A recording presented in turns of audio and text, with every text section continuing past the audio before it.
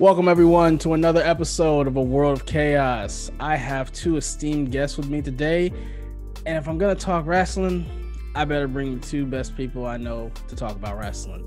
Why? Because we all started a podcast together talking about wrestling. With me, I have Devin and Kyle. Devin, how are you doing?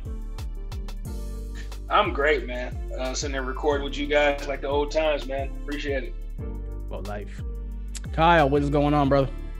Hey, man. Like Devin said, like old times. Got to do it more often. Oh, life. With us, as always, is Garth in spirit, a.k.a. Kevin. Couldn't be on the show. Love you, Kev. This is WrestleMania week, a.k.a. WrestleMania weekend now, since it's a two-night event, taking up the entire weekend. Taking up the entire week when you add in NXT, and if you sprinkle in a little AEW and Impact, you have yourself 7 full days of wrestling. What a time to be alive. What we're talking about right now is we're talking about WWE, the E, aka the Fed, aka Vince don't know what the hell he's doing. But we're gonna talk about WrestleMania. It is usually the one time a year we're like, okay, you guys can't mess this up. I'm gonna add in crickets for that part. But we're gonna talk about some of our favorite WrestleManias. We now have had 36 WrestleManias. So WrestleMania is older than me. Devin, not quite. Kyle, Yeah. For sure. For sure. Just young. I don't know. But we all have memories. So we're going to give you some of our favorite WrestleMania memories. You are going to see possibly a match, a moment, or just a pop. If you're not familiar with the word pop, that is excitement, and that's when the audience goes crazy. That is the best part of wrestling, which is why I miss live crowds in wrestling right now. Kyle, what is one of your favorite WrestleMania moments? So are we going off our 5 list or just? Yeah, just going off your 5 list. Just anything off your 5 right now. No specific order in 5. I would say one that's got to be in my 5 for sure would be Hogan versus Rock. If you're talking about crowd pops, that crowd was fucking insane. Like, I've literally watched. Cross that off my list. I literally watched a crowd just turn back and forth in one match, and plus beautiful. That WrestleMania will always have a special spot to me because I turned 11 that year, and I got my copy of WrestleMania 18 from the Man Beast Rhino. Gave me a copy of that signed from him, and my dad used to work out, so that one will always have a special spot for me. That's X8 or 18. I'm an original, so I refer to 17 and 18 as X8 and X7 respectively. Devin, what about you? What's one of your favorite WrestleMania moments? Well, I had to cross that one off of my list. Don't be mad because I got taste. Well, I'm gonna go with one that's a little bit more recent, man. I'm gonna go with Kofi Mania, man, and not just the match itself. I knew you were gonna pick that one though. I was there, even though I had to survive the entrance in the shitter. I was there. Thank you for that information, Kyle. Hey, you wanted the insider scoop. You got the insider scoop. not that inside. Not that far inside. But yeah, for me, you gotta be good on the fly on the radio, right? No, they were telling you to zip up your fly. Hey, McFly. But no, for me, Kofi Mania is one of those. It's one of those rare moments where watching wrestling or any kind of sport or television show or anything I'm into actually brought real emotion out of me, man. Like, I actually cried after that match was over with, man. and being there at Buffalo Wild Wings with our crew from Bailey's and all the podcast fans and guys from Breaking Down the Ring and Knockoutsand3counts being there and working together at Buffalo Wild Wings. It was just a great moment to me. That was the best moment of that WrestleMania, man. And of course, seeing a black man win the WWE Championship at WrestleMania, man. Somebody was cutting some damn onions, man. I don't know. I'll complain to Buffalo Wild Wings management because there were some onions being cut in there maybe during Kofi's match.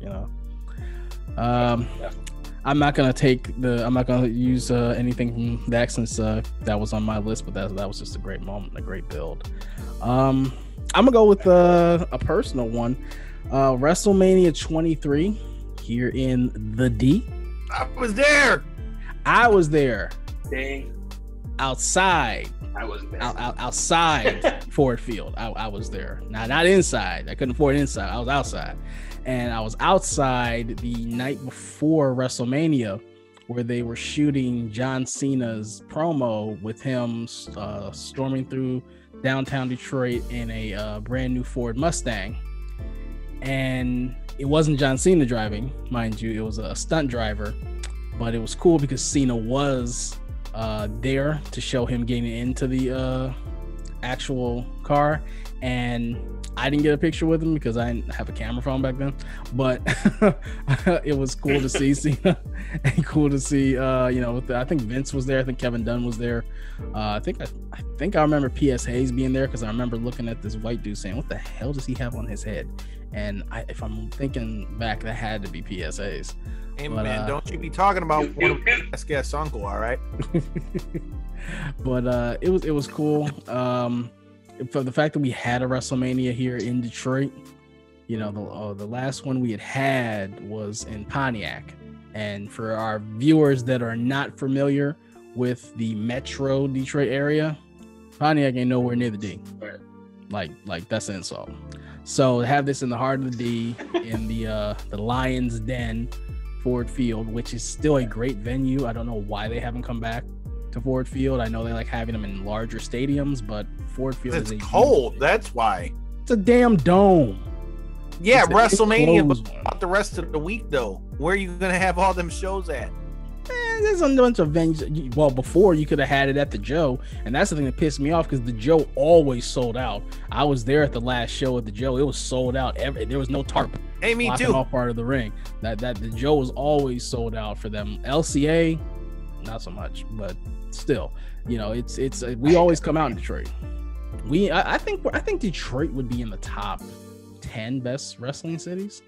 I mean, you got Chicago, you got New York, you got Philly. Boston, Dallas, Houston, Toronto, Detroit, New York. No, I said New York. Oh, you said Boston? I said Boston. There's gotta be something else. Minneapolis, and San Jose. LA, if you want to throw it, there has to be something. The West Coast shows out, So yeah, so I think we fall in. I mean, how many great moments did the Joe have? I mean, Austin got ran over there. The Giant died. He fell off the roof. I mean, that's at the Palace though. Huh? Wasn't that at the Palace though? Technically, that was Auburn Hills. Yeah, you're right. Yes, technically that was. Wait, no, that was the Joe. No, that was a Joe. No, that was a Joe. Yeah, no, they did. No, they did the monster truck part on the top of Cobo Hall, and then the show for WCW was at the Palace. Oh no, I'm gonna Google that. I promise you. I remember Shane McMahon. He made his triumphant. I was there. I was there. I'm pissed off because I was supposed to be there. Because look, literally, I was at work with Ed and Steve. My boy Steve. I was like, man, I kind of want to go to Monday Night Raw, man, but Raw being kind of terrible lately, man. I don't want to waste my time. Ain't nothing gonna happen. Here comes the money. Dude, that was a hell of a pop, dude. Man, that it's funny. Wrestle Talk. About 3 months ago, they did a list of the top 10 best or top 20 best pops in WWE. That's one of them. I think that's in the top 10. I mean, that was a Vince McMahon appreciation night. He was getting the Vincent J. McMahon Award, which they've never made mention of again. And Stephanie's just giving her you should have kept that going. And then you just hear, "Here comes the money," and I'm like, "Oh shit, Shane O'Mac!" Because at that point he hadn't been back for a while, but at this point I'm not so excited about that with Braun. But hey, man, he is literally go away heat. Like, it's anytime I see him, I'm like, what you guys talking about? Nope. I don't watch it. I literally just watch the reviews of it. And even then, I still skip ahead in the video. Thank God YouTube has it where you can skip ahead now in the video. I skip ahead because I don't even want to know what the hell he's doing, man. He's insufferable. But yeah, so yeah, Detroit's a great wrestling town. So all right, I'll go next. So I will throw a match out there. This would probably be in my top 3 if I'm ranking WrestleMania matches. This is gonna be in there. And that's HBK versus Kurt Angle. That wasn't the one I thought you were gonna say. I mean, like, but that one, like that. I mean, because literally, that's my number 1. It was great. I'm not saying nothing wrong with it. Yeah, I mean, but that's like my number 1 and number 3 favorite wrestler of all time. Like, all you needed was Eddie Guerrero in there, and it'd be a legit trifecta or Tres Amigos. Right. You know, so I mean, the build up is one of my favorite build ups because that's what got us the Sexy Kurt song. With Kurt. I'll make your ankle hurt. I'll make him. I've got gold medals. Hey, have you heard Kurt Angle's podcast yet? No. He one of his first couple episodes was talking about the build up for that match, man. You need to check it out, man. Oh man, I would love to. I keep saying I need to get ad-free shows, damn it, but I just feel like I don't have enough time to listen to podcasts. I feel like if I got that shit, I would just. It's not on ad-free shows. It's one of the lineup now. Oh shit! Okay. All right. Yeah, I'm gonna check that out because I mean, he's got to have great stories, man. Because I mean, he was in the thick of the greatest era ever, and he was top 3 best wrestler in the world at that time. Yeah, the last 2 episodes was like part 1 and part 2 of his rookie year. So you talk about him versus Brock and him versus Shawn, all kinds of stuff. I just want to hear about the infamous time when they wrestled each other. That's what I want. Oh, the plane ride of death. No, when they wrestled at the arena. Oh yeah. It's coming up. It's coming up. So, Devin, what's one of your favorite WrestleMania matches? Well, I guess I'll stick with my man HBK. You brought up HBK and Kurt Angle. I'm gonna go with 2 of my all-time favorites: HBK versus Ric Flair in the retirement match. Man, once again, one of the few times in my life that I've actually shed a tear watching a wrestling match. Man, mm-hmm. I'm sorry. I love you. I'm sorry. I love you. Definitely brings a tear to my eye, man. The fact that Ric Flair actually hit that axe handle from the top rope finally. He's been doing it for like 50 years. I remember watching that, and I was at a party, and one of the older guys there, he was of the know. So when Flair went up top, he yelled out, "Flying nothing." And somebody's like, "What?" He's like, "It's called the flying nothing because he's literally not going to hit anything. He's going to get," and then he hit it. He's like, "Oh shit." It's like he never gets to hit anything. Once he goes to the top rope, bam, he just gets suplexed back down to the mat. Like he never gets to hit anything aerial. Yeah, man, watching those 2 guys, man, and the fact that Shawn is so good, man. He can wrestle anybody, and like Ric Flair, you know, he's one of the greatest too. Like he wasn't necessarily, you know, at his best at that point because later on in his career, but those 2 guys still had, you know, a damn good match, man. The emotions were there, because they know how to tell. That's how we end up getting. And that's the thing, man. Like the story was there. If you want to see storytelling, watch that build up for that match, man. Great storytelling from beginning to end with the whole. Next time you lose, you're done, and just great storytelling altogether, man. One of my favorite wrestling moments of all time. What about you, Kyle? Okay, so for favorite matches, like I said Hogan Rock, but if not that one, another one for me has got to be I would say the HBK Taker ones, but I feel like that's the cop-out answer. So I'll go with nothing wrong with a cop-out. Exactly, nothing. Hey man, if one of your favorite matches is that's one of the greatest matches ever, one of my favorites. But I've got another one for you. But those matches in particular, because I mean, dude, that match back and forth was one of the first times in a long time when I remember watching that where I'm like, damn, I really didn't know who the hell was going to win that one. Yep. That was like one of the first times I ever actually really thought The Undertaker might lose his streak. Oh, yeah. I'm like, there's no way. And then when they ran it back next year, I'm like, sure as shit, this sumbitch is going to win until he put his career on the line. And then I'm like, damn. That to me, that what was that, 27 for the second one? That storytelling to me is some of the best storytelling in the history of wrestling for me, especially WWE, because you look at Shawn's arc starting at the Slammies, where he gets the Slammy for the previous year, and then he walks away, stops, and he's like, hey, you know what? I could have beat you, dead man. I'm like, oh shit, something's about to happen. And then you look at the storyline of going through the Royal Rumble, how we all thought it was a botch, that he actually fell because Batista tries to catch him. Then he starts just kicking the shit out of all the referees. He didn't kick Triple H out the ring, costing him a title shot. Then when it's Elimination Chamber and he's got Edge and is about to give him the last ride, and the crowd just goes crazy, he looks over and it's Shawn, and whoop, pow! I'm like, oh, this is good. So I mean, that to me is still, it's one of the greatest things the WWE's ever produced. Devin, what about you? What's another moment you've always held tightly for WrestleMania?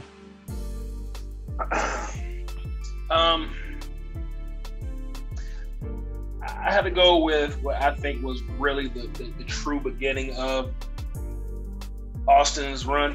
Like, a lot of people say it's the King of the Ring, but I think the match with him versus Bret, okay, with that crimson mask, I think that was that to me was the moment where everybody knew, like, oh, this is really the guy.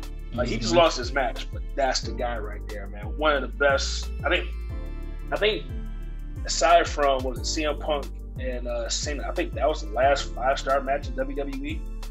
If I'm not mistaken. One of them, yeah. Might be. They don't get too many of them. Yeah, I think it was that gap from Bret versus Austin up until Punk and Cena. But if you just want to, once again, storytelling, man. If you want to see two guys tell a great story in the middle of a match, watch it. Bret Hart, the excellence of execution, the guy with the sharpshooter, going up against Austin, who's a brawler, in a submission match. And you're sitting there thinking, like, there's no way Austin has a chance. But he's so tough that he'll never give up. So how do you get out of this match? Oh, he didn't give up. He was in so much pain that his body just gave out. Guy loses, but everybody always talks about Austin. He's the one that got talked about more than anything. He lost the match. Jim Ross has this thing all the time when he talks about how people get upset when they got to lose a match because they're going to lose their push. He's like, what you're telling me is you're not that good of a wrestler, because you can lose a match and you can still get yourself over, man. Like, we just saw that recently. And I'm not saying that this match is on that level, but it's the same type of thing where two people told a great story, but even though someone lost, they still got over. Thunder Rosa versus Britt Baker, man. It gave me those same feels of Bret and Austin, man. They went out there and told a great story. There's blood in this one too, but both of them came out looking great in it, and even the loser probably came out better out of it, man. So shout out to Thunder Rosa and Britt who were Baker, the proud sponsors of Mission Pro Wrestling, man. Come on. He was about to get that. Kyle,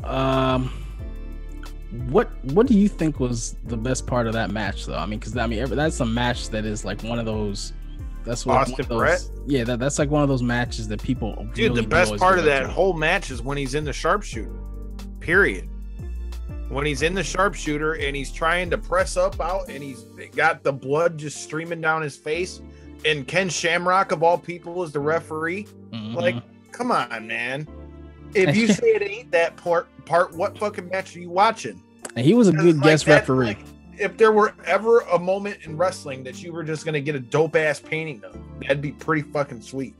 Yeah, that's actually a good one. because that was on the Steve Austin's Greatest Hits VHS. That dates how old it was, and I had that one, and that one was that one was one of my favorite matches because that's when I really started like paying attention to Stone Cold because I was a Bret Hart fan as a kid, and when I saw him get the best of Bret, even like I said, even though he didn't win, that was his coming out party, and I'm like, okay, I'm gonna start looking at this Austin guy. I wonder if they're gonna, I'm gonna see him more often.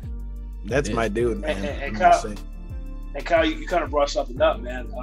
Shout out to Ken Shamrock in that match too, man. A lot of times when you have like these guest referees from the outside, it's kind of clunky, man. Like Ken Shamrock did a great job. It's probably one of the that's because they try to do too much. Ken Shamrock stayed the fuck out the way. I forget which match it is with Rowdy Piper, and I think is it the one with I think it might be the one with Bret and Bob Backlund, and every time there's a submission, what do you say? What do you say? I'm like, calm down, Roddy. Like, calm the hell down. Trying to sell it. I think another one of mine is, and there's just so many of these WrestleManias, I'm not gonna remember the actual number, so I might just put the number up when I talk about it. Is it 30 where it's Roman and Brock, or is that 31? I think it's 31. Yeah, Roman and Brock. Yeah, Roman and Brock. The one where Seth cashes in, is that what we're talking about? Yeah, it's 31. 31, yeah. That, man, because that was I don't know if I want to say necessarily the height of Boo Roman, but it's close. And to see him and Brock go back and forth, and like you kind of know where this is going, and then you just hear like whoa, wait a second, and you just see Seth hauling ass with the Money in the Bank briefcase. I'm like, no, this only happens in the video game. Like, no, he's not cashing in right now. And he cashed in like, okay. Brock's gonna get the hell up and F5 him. Doesn't. And then Roman eats the damn pin. Like, he just cashed in the Money in the Bank briefcase in the main event of WrestleMania. Like, that is the best booking I've ever seen. And then me being a mark, I'm like, yeah. And I'm like, hey, wait a second. They kind of protected Roman even though he took the pin because that way they can still keep him around. Shit. But it was you know what? And I think the other part of it too is that you got to remember. I want to say it was the opening match was Seth versus Randy Orton, and Seth took one of the best RKOs ever, man. Still the best RKO to me. The Evan Bourne one, yeah, it's great, but I saw that coming. You know what I mean? I'm like, wait a second, Randy. Yep, you got him. You know, or when Shelton, not Shelton, was Ray, when Ray did it, when he did one of the pops off the rope. I kind of saw that coming. I did not see him reversing no damn curb stomp into an RKO. Wait, have you heard Randy Orton or Seth talk about that? Seth was talking about it, and he was saying that he went to Randy Orton and was like, hey, what do you think about, me going for the curve stomp? You pop me up and hit me with RKO. And Randy Orton was like, you know what, man? I always play it safe, man. Let's fucking do it. So that's why when he hit the RKO, he was so pumped up. He was like, yeah, I did it. Like, when Randy actually cuts loose, he is the best in the world, man. Because like when he just doesn't, and that's the thing, the older he's getting, I'm really coming back. Like, Legend Killer Randy Orton was my effing guy. Like, I fuck with Legend Killer, Burn in My Light theme song, Randy Orton, heavy. Right. Middle of the pack, I'm like, he goes against Cena, he goes against Cena. I'm like, okay, now you're getting a little annoying. Now you're getting a little lazy. But I kind of like legacy Randy Orton, man. I was a big Randy Orton guy for a long time.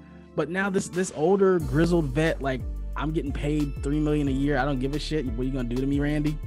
Like, you get that. You get him doing the RKO on Mark Henry and doing the damn splits out of nowhere. You get the one, I forget which match it was. He gets knocked out the ring and he just stayed out there for like 10 minutes. And there's footage of him asking somebody from the crowd, like, are we done? The camera's up? Okay. So he can stop selling his injuries and shit. Like that Randy, I'm like, he's starting to become my favorite now. Well, Randy said it. If you watch the most recent Broken Skull session with him, he said that like he feels like he's doing the best promos of his career because now, you know, he feels like he can deliver on the mic. And the thing is, he's always like, he's one of the ones, like, I remember, like, I don't spot too many of them early. Like, sometimes WWE lets you know, okay, this is going to be your next guy. Like, I got that with Cena when he came out. Ruthless aggression, Hawk. I'm like, okay, this is going to be a guy. Yeah, I'm going to see it right. Okay. When Randy came out, I kind of felt like I was spotting him because I'm like, this guy, he's got the look. He's good in the ring. His finisher's an absolute piece of shit because the ozone is absolutely horrible. But I mean, if we can get that away from him, you know, dude. But MVP did it later on too, and it's shit. I hated losing to him in SmackDown versus Raw 2007. I hated that. I lost to MVP a lot because he was one of my black guys, so I always wanted to face him. So I hated losing to that damn move. that was before they gave him the player's boot as his finisher. So I ate 3 counts because of that damn playmaker. Shout out to MVP too, man, because he's in my top 20 faves. Like he's always been legit. Kyle, what's another WrestleMania memory for you? One for me personally was WrestleMania 19 when Austin retired. I'm an Austin guy, dude. That one really kind of fucked me up, dude. So like I said, that one was one that kind of like hit you in the feels, dude, because like I said, Austin was my guy growing up. Like, that's why I had to pay, even though I'd already bought the thing just to get him to sign the belt. That's why I had to go back and get that photo op when I was in New Orleans, because I'm like, I don't know how many more times I'm going to be around this dude. Yeah, that was a good picture. Hey, man. Actually, we were both Devin. Like this. I should have did the finger, but I kind of felt like if I did that. We didn't even smile in that picture. Actually, you can see it right over there in the corner. I see it right there. I see it. Yep. I see it. But no, yeah, Austin was. I gotta say too, like when Austin went away for his a little over a year when he had his neck injury, and then he started acting and like doing promos on other shows. That's when I really became a fan of him and his personality. Because and I'm gonna just throw my age and my nerdness out there. He used to show up on Nash Bridges, which used to be my fucking show. And whenever I would see the promos, I'm like, oh shit, Stone Cold. I'm watching this episode of Nash Bridges. Like, if I wouldn't already, it didn't matter what Stone Cold was on, bro. I feel like we tried to watch everything he was on. Like, remember when they used to hog? You was a Bret Hart fan too, right? Uh-huh. Did you watch Lonesome Dove?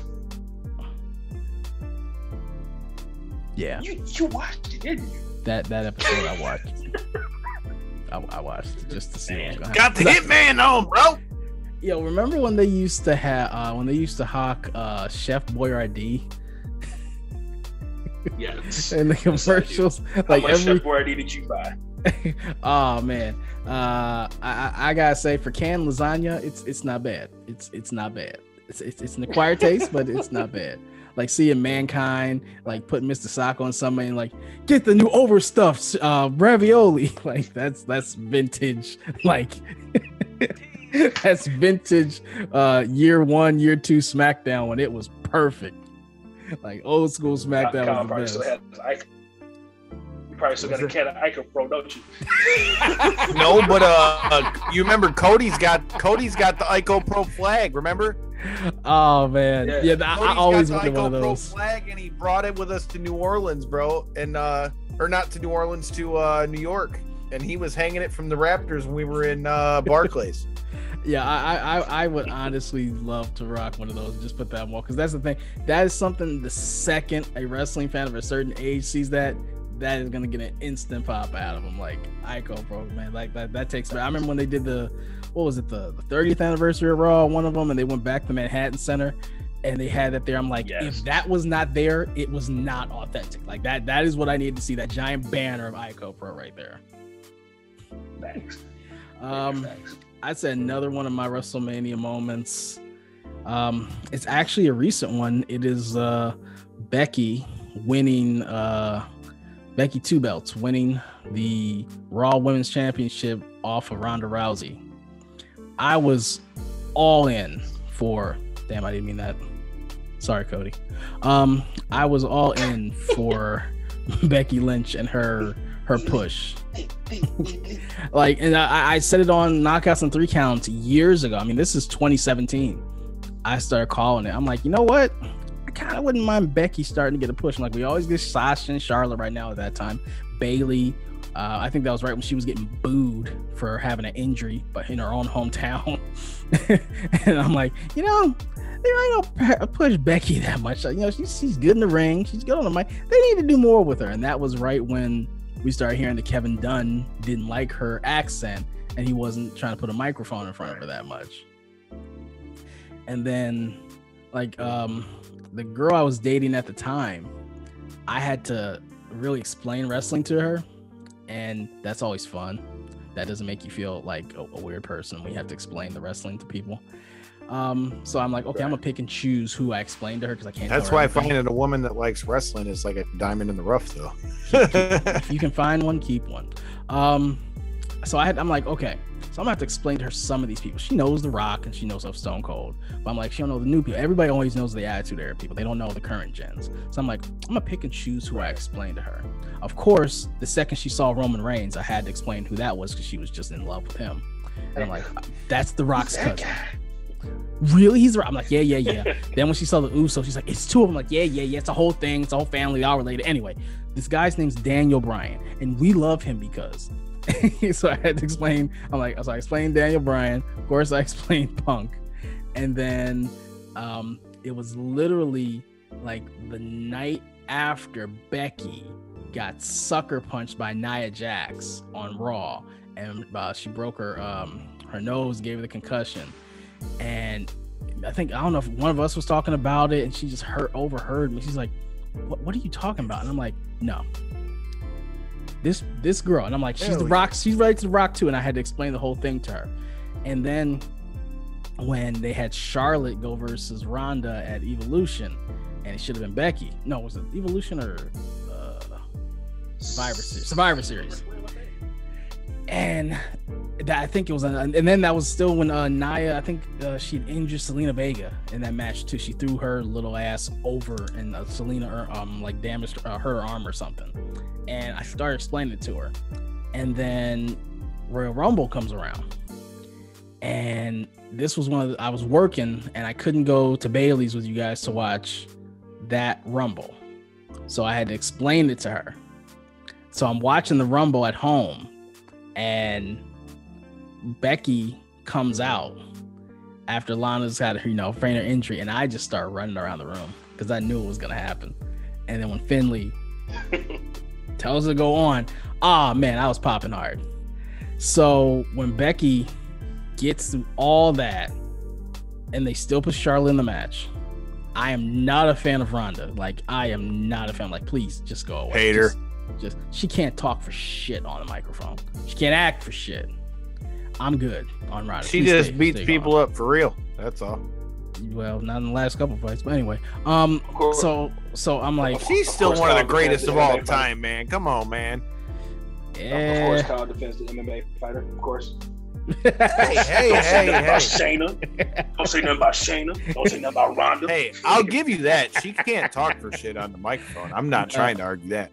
That was my biggest thing. I'm like, look, you can't. Don't let her talk. Act. Although get to be her fair, a mouthpiece, please. Like all you had to do was pair her with Paul Heyman. That's all you had to do. Well, that's what I was gonna say. I think that would have been dope, but also to be fair, like I feel like if she would have actually been able to talk and didn't have like the handcuffs of TV on it, you must not have seen her movies. It's no. I'm not saying she can act. I'm just saying when it comes to talking trash, which is essentially what you're doing.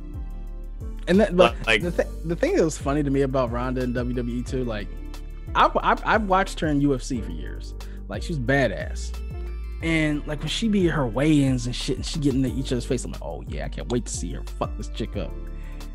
But then when she's in WWE and she does that same face, I'm like, girl, you got shit? You okay? Like,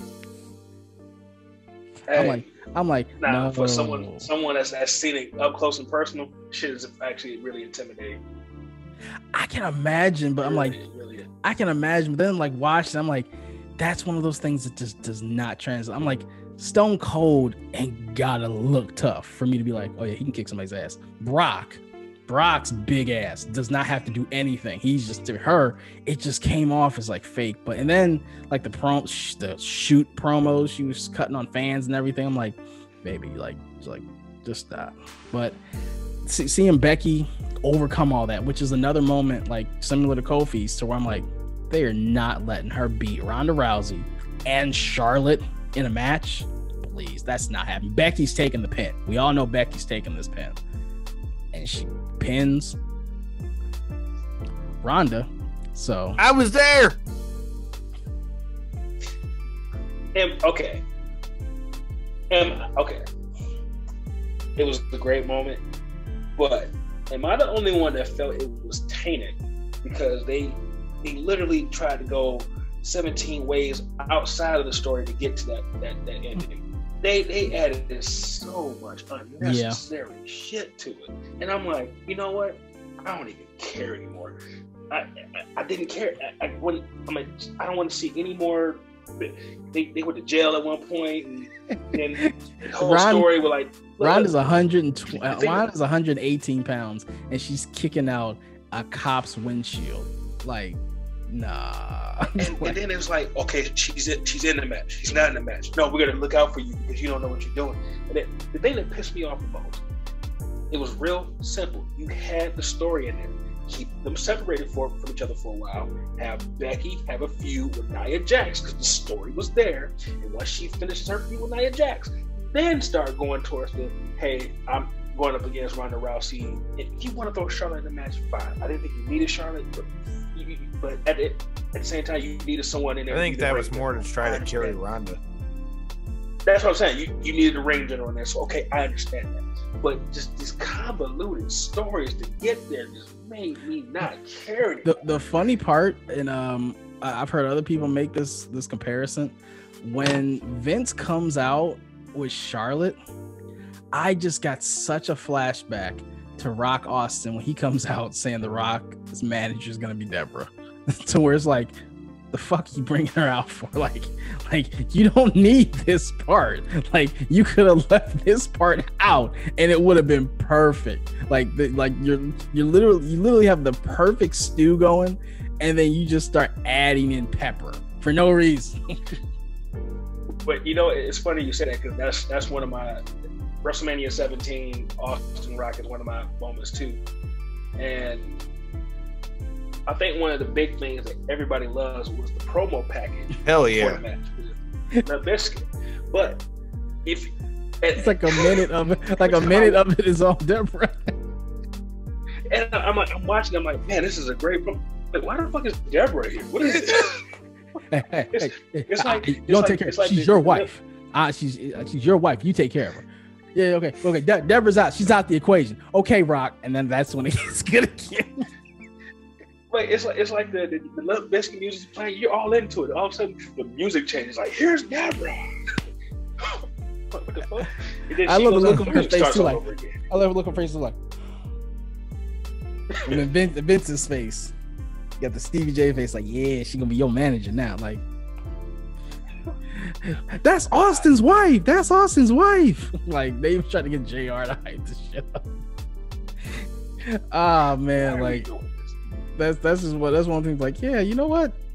That was a little convoluted. Like, somebody made a joke one time on one of the wrestling shows on YouTube, and they were like, you know, the reason that The Rock versus Cena worked is because they didn't try to make Nikki Bella The Rock's manager. That's why that feud was a good feud. It didn't get too convoluted. Wait. Sasha versus Bianca Belair. Well, guess what? Montez. Wait. Okay, wait. Time out. So, I haven't watched wrestling in a long time. Aren't they kind of doing that? Who's this Reggie guy that keeps popping up? Well, he was from Cirque du Soleil. He was from Cirque du Soleil. Oh man, it's so bad. Like it is one of those things too where you surprise everybody, because I'm like, I did my everybody's two picks to win the Rumble were either Bianca or Rhea Ripley. Either one, yeah, we're gonna be happy. I love them both. And I'm like, right, they're gonna give it to Rhea. They ain't gonna give it to Bianca Belair. That's Triple H's baby. That's his daughter. That is his great. I built you from the ground up. Yeah, Sasha already had it in her blood. Bayley had already been on the indies. Sasha's been wanting to do this. This is her lifelong dream.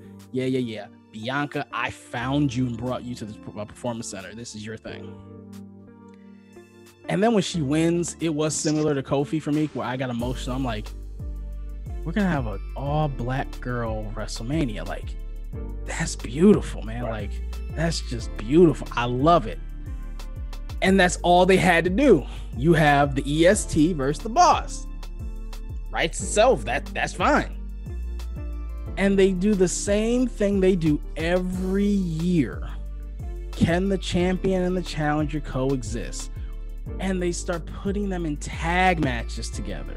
Hold on 1 second. Before you finish, Kyle, did anyone else besides me, well, Devin didn't because he's not watching it, but man, they pointed this out on Busted Open. And when I really thought about it, it's fucked up to think. Do you realize that in at least 3 of the 4 title matches, they did the same shit? Yep. Karrion Kross versus Finn Balor. They just went for the tag team titles. Sasha and Bianca went for the titles not once but twice. Yep. Fucking on Roman. Raw. Right. No, and on Raw they have Nia and Baszler, and they had it with Charlotte and Asuka. They literally have Nia and Baszler in the exact same feud on both shows. Like I said, when they said that, I was like, wow, that's fucking dumb. You know, I forgot about the Killian and Finn one. I forgot about that because it was when I saw Nia and Shayna show up on Raw, and it was Sasha and Asuka. I mean, Charlotte and Asuka, and I'm like, wait a second, this is the exact same match I saw on SmackDown. Like, you guys literally are just doing the exact same thing. It's infuriating because, I mean, honestly, and the thing is, like, you know, let's throw in Reggie. And that shit makes no sense. Like, and they literally had a part where they take him shopping, and I'm like, look, bro, I'm a male, age 35, so I'm almost outside of your demographic for what you really want to hit. But you're insulting me having this dude in the women's division storyline. Because I'm watching him pinned by a girl, so I mean, shit. And I'm watching him, and the 2 things I'm thinking of are, one, where the fuck is Carmella? Your whole reason for even being here. She ain't even on TV no more. And then I'm thinking, she was on there tonight, but then I'm thinking, where's Naomi? I miss my Naomi. Naomi is with Lana. I know, but I'm like, she just shouldn't be. She's better than that. I'm like, Naomi is the black female Cesaro at this point. Like, you're the best in the world, and they are not trying to give you anything to work with. She can go in the ring with anybody, be entertaining. Yeah, Bianca is probably the pound for pound strongest female in the division. Naomi's the most athletic. Naomi is part Cesaro, part Ricochet. And you are in a goofy tag team with somebody that wrestling is not for them. That it breaks my heart. Hey, where's Ricochet these days? Being a male model, he might Instagram. Be the next member of the. Yeah, he might be the next member of the Hurt Business. Now, see, then that was nice. Then that'll feel like pandering. If you put him in there, that kind of feels like pandering. Oh, okay, this is just the black guy group. This is just the new nation. Yeah, I thought that was. I'll admit, I actually did watch that moment when Bobby won the title, but I heard they just messed that up. That probably is what turned off the majority of your audience right now. Because, I mean, Facebook, Instagram, I'm not on Twitter, but I'm against Twitter too. They went nuts. Like, I just gotten off work. I get off work at 10. And in between me walking to my car, starting my car, clocking out, getting out the parking lot, literally takes less than like 2 minutes. In that 2 minutes, Yeah, I looked at my phone. I don't care. Judge your mama. I looked at my phone and it was on Facebook and updated. And in that time, the 434 updated it and they're like, well, the Hurt Business has now been broken up. And I'm glad I was at a stoplight because I may have just kept looking at my phone and crashed. I'm like, why? Like, why? Like, in no other way do you do this? This is how did you think this was a good booking to break up the heels stable 3 weeks before WrestleMania? It just defies life. Well, the only reason that made any sense is it was like the way they were booking it. It made it like Shelton and Cedric were kind of like not on the same level as where MVP and Bobby Lashley were at. But I mean, I liked the Hurt Business too. It's badass, man. Like, it was just badass. And then, like, honestly, if you were to compare them to every other great stable, the best version of the Four Horsemen, Evolution, The Shield, Prime NWO, Prime DX, Brainbusters, the Hart Foundation. Honestly, they Dangerous could probably Alliance. Kick all of their asses. You have a technical wrestler in Cedric, a high flyer in Cedric. You have a technical wrestler in Shelton. You have a technical wrestler Shelton in threw MVP. Bobby on his fucking neck too. And but then you also have one of the best hosses in the history of the business in Bobby Lashley, a guy who is, for all intents and purposes, the Black Brock Lesnar. They could beat anybody. I mean, honestly, put them versus Evolution. Yeah, I think Bobby could kick Triple H's ass. Yeah, I think Shelton could take care of Ric Flair. Yeah, I think Cedric could go versus Randy. I think Dave would go down to MVP or just put him versus Bobby. I think they could kick their asses. I mean, it's just... And the thing is, what's the payoff? Is it a swerve? Are we going to get surprised? I just want to say, like, just when you give them enough credit, like, all right, you gave us Bobby Lashley as WWE champion. Finally. All right. 3 weeks later, the best thing about him other than championship, the heel stable, the coolest group in the WWE. Oh, yeah, we broke them up. Fart noise. I will add it in. Everything's gonna be all right. So, to round up, Kyle, give me one more WrestleMania memory or moment. So another one for me, since Devin said the other one from that WrestleMania, but another one for me was TLC 2 from WrestleMania 17. God damn it. Shit. I mean, look, dude, that match, as a kid, man, that match, dude, made you want to go do some that match had me just sitting there like, oh shit, like I'd never really seen nothing like that before. And like I said, that WrestleMania as a whole is my favorite WrestleMania, so obviously I'm showing some love to that. But yeah, for me, that's gotta be the other one, if not Austin winning the title at 14. Mr. McKenzie, he's all stuck in his feelings. He's mad because I got good taste. Well, no, I'm trying to think. Do I go with the obvious one that's out there, or do I go with kind of an underground one? Go with the low hanging fruit. The low hanging fruit. All right, Razor versus HBK ladder match, WrestleMania 10. That's a good gold standard, man. That's the one that made everybody say, we gotta top that one. How do we do it? Okay, let's get ladders and chairs added and tables to this shit. If it wasn't for Razor or HBK, man, you don't get the Hardys, Dudleys, and Edge and Christian, doing what they did. Man. Okay, well, we just spent time shitting on all the stuff for Mania. That's one thing they did going into the takeover shows that I thought was a pretty cool touch. You got Jordan Devlin versus Santos Escobar or El Fantasma. in the ladder match, but they had HBK come out on NXT and set the ladder in the ring, not say a word, just walk out, take the ladder out, put it in the ring.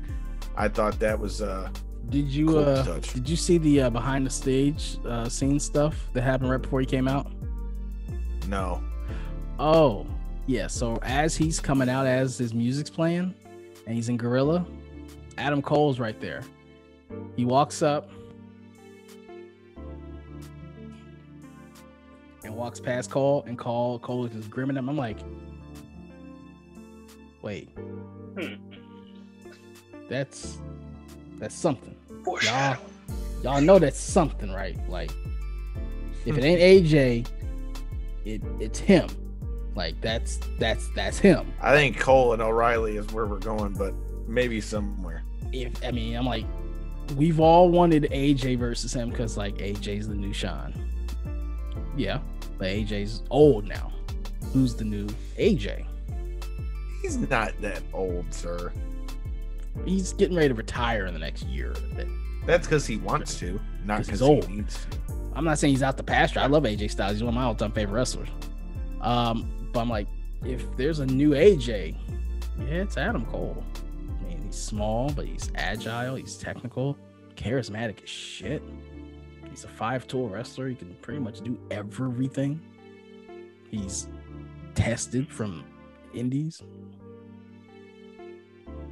Obvious foreshadowing. Everyone said. It's like one of those moments. It's like it's like in Captain America Civil War when Bucky picks up Cap's shield. It's like, yes, we get that. We get that reference. Thank you. Like, just seeing them together, like, yeah, okay. Thank you for acknowledging that.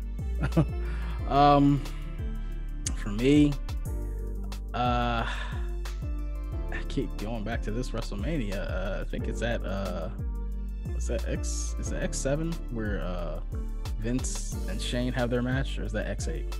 Yep. That was X7.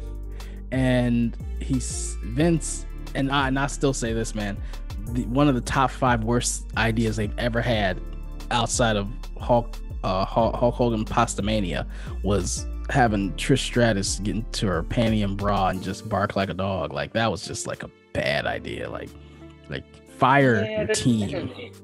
Now, look, I'm not a fan of that at all, but doesn't that show you like how far like things have changed? Because like back in the day, that was just looked at as like entertainment. That was bad back then. Even I then, agree, but even then, we're watching, dude, like, yeah, this wasn't a good idea, dude. Like, I cringed. I didn't even know what cringe was. But they got away with it, though, didn't they? I cringed watching that. And the thing is, they said that's what cost Linda McMahon her Senate campaign.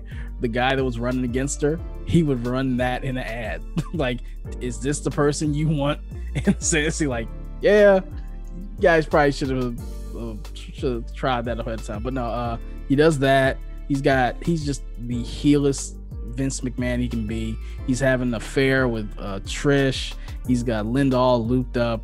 Shane. Well, by that point at WrestleMania wasn't, because Trish turned her back on him later in that WrestleMania.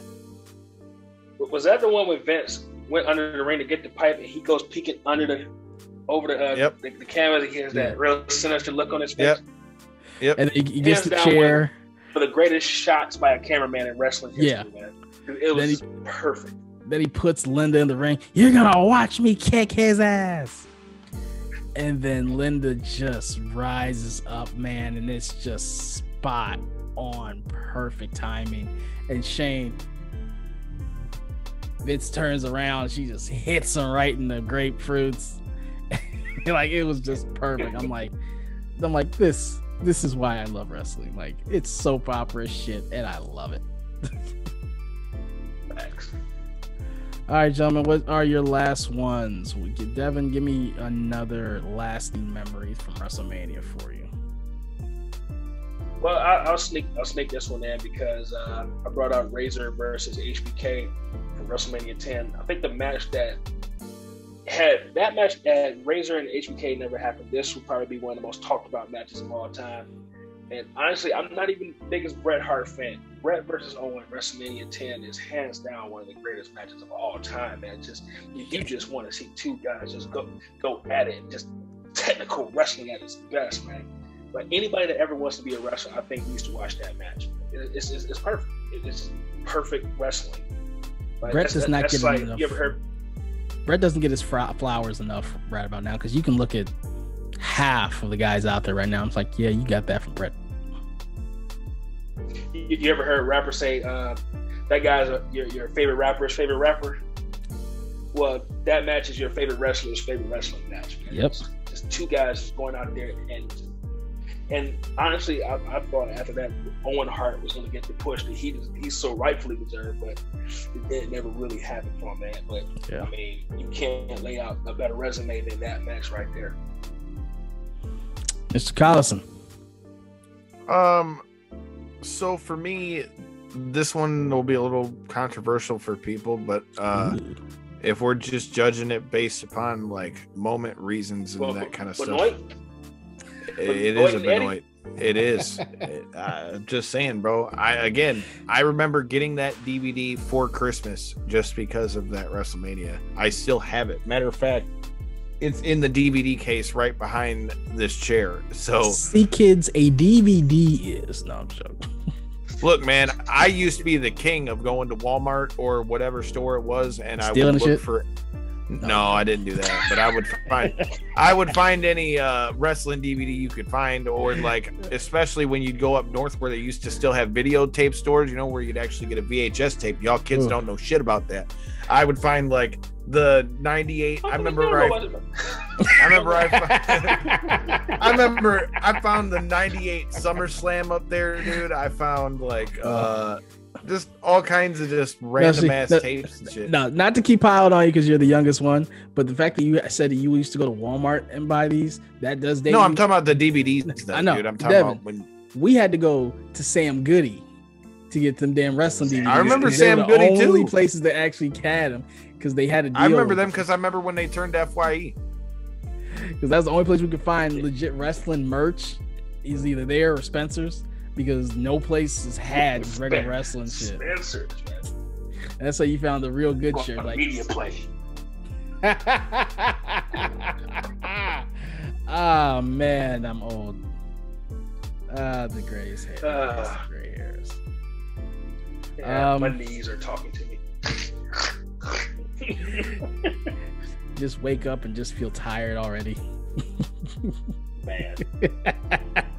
I say my last one, man, and that's the thing, just picking a couple of them is hard, and I didn't want to pick some of the obvious ones, and every other one I've had on my list you guys have taken. I'm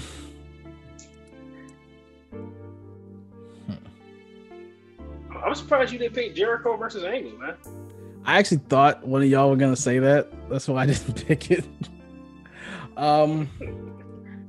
Surprised. I almost said Jericho versus Shawn, but I was trying to pick something that nobody has picked yet. I'll say this: the first WrestleMania I actually really remember watching is WrestleMania 10.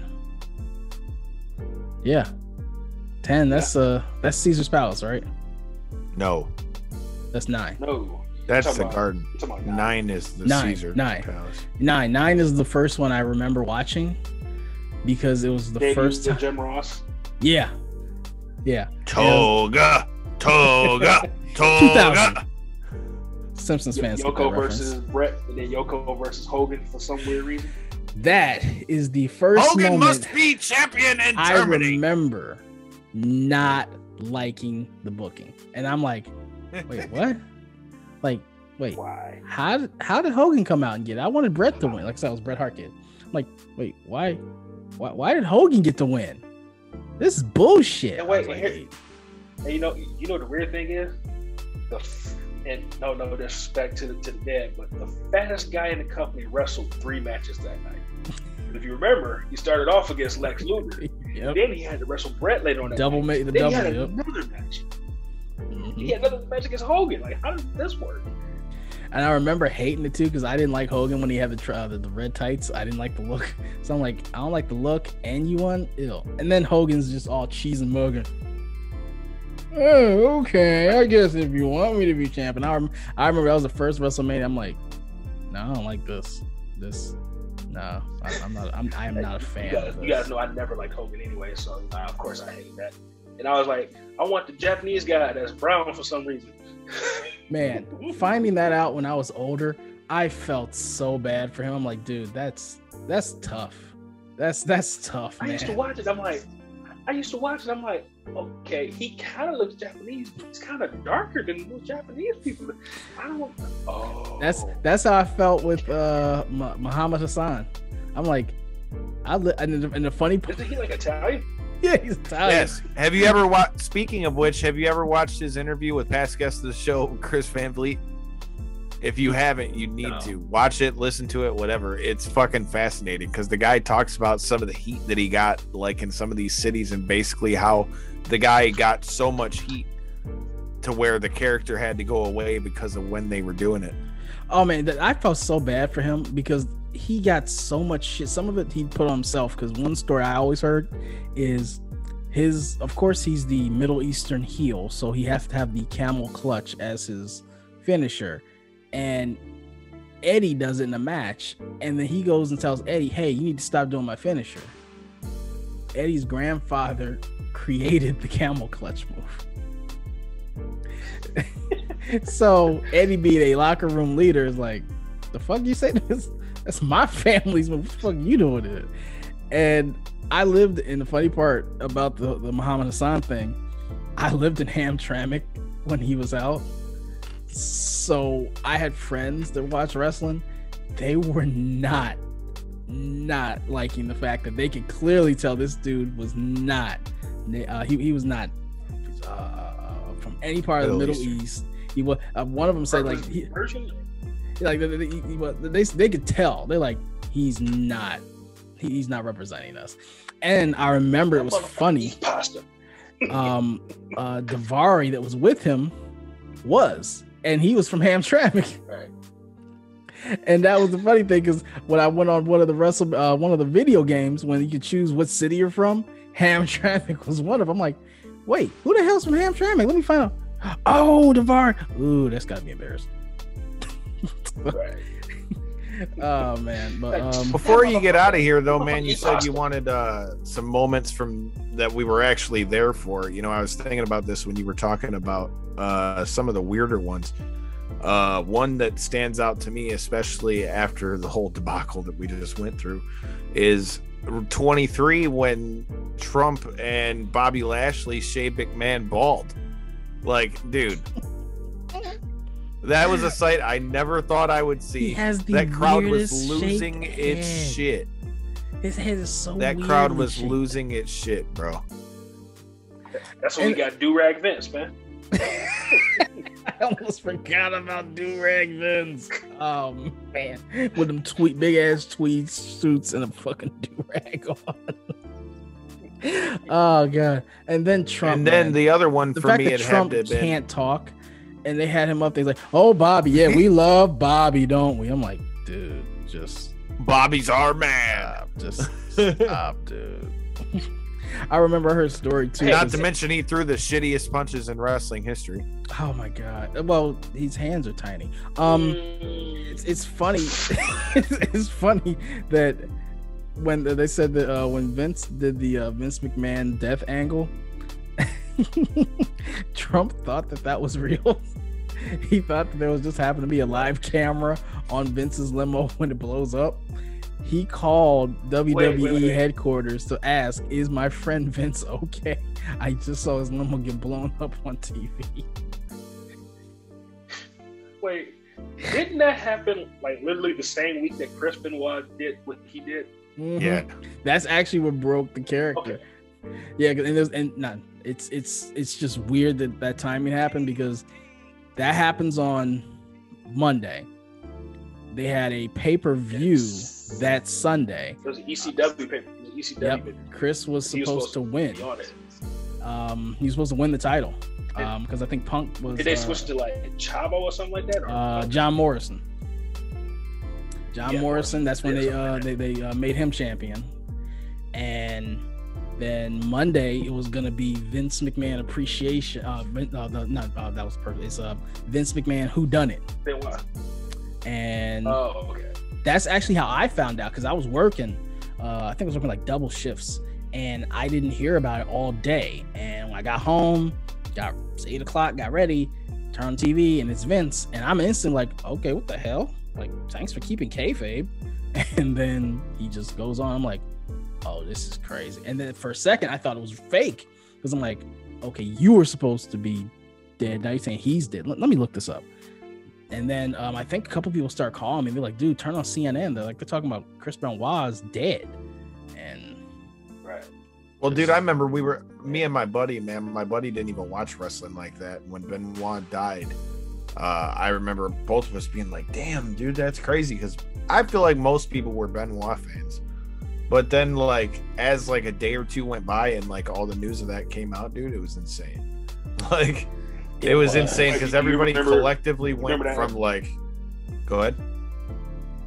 Remember that episode of SmackDown when Vince had to go a complete 180? It was like, we will never mention his name again on our program. Well, that's what I was about to say, dude. How it went from in like 2 days, it went from, oh my God, like, I can't believe he's gone, to holy shit. And then in hindsight, it's like, what information did y'all fucking have then? Because it's like, that happened over the weekend and it was found Sunday night.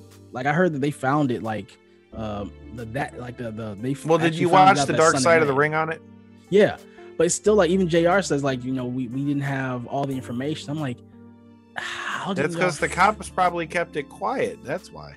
But I'm like, it was enough time to where like they would, but shit, CNN got all the information. I'm like, yeah, it was one of those things where you couldn't do right. I mean, because he died, you wanted to pay respects to him, but then we find out what he did, and then now being 15 years removed, it's interesting to hear how like now it's still an embargo on his name, but like wrestlers still like they still revere him like how he was in the ring, at least. And well, dude, they're revering his work, and I was just having this conversation with somebody the other day because somebody was asking, like, because there's some people that just can't watch Benoit stuff in general, and like, don't get me wrong, I don't condone anything he did. I think what he did was bullshit and all that. But when we're talking about what he did in the ring, that's something totally different. And again, not that I'm condoning it in any way, but it's also, you know, like, now that we know more about like how mushy his brain was and all that as well. But I mean, hey, we're here to talk about WrestleMania. We got off down the Dark Side of the Ring tangent. But gentlemen, I appreciate you guys coming on the show. It's always good to talk to you guys. Feels like old time.